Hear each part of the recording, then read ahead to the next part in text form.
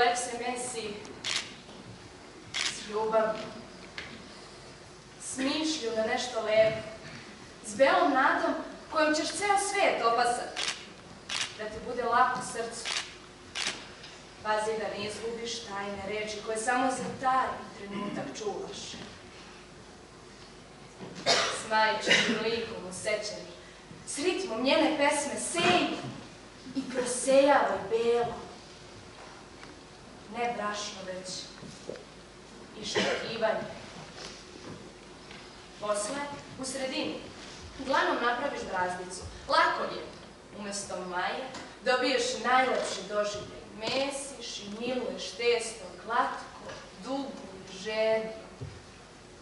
I ne zaboravi, praviš žensko svetodejanije. Potom ga pečeš u formu, u usijanoj duši. U kući miriše na hleb, silazi sveta porodica. Samo da ne propustiš, hleb bez soli je zapravo neukusan. Tačno, kao neslan je život. Gledaj da uvek ima vatre i soli u kući. Ako nešto zaboraviš, pozovi, molim te.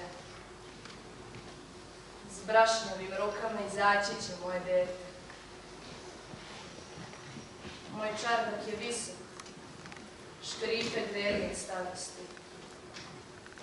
Dugo ću silaziti sa oblaka pretvorenu u kišu, dok ti sve ne ispričam. Ali hleb će narasti.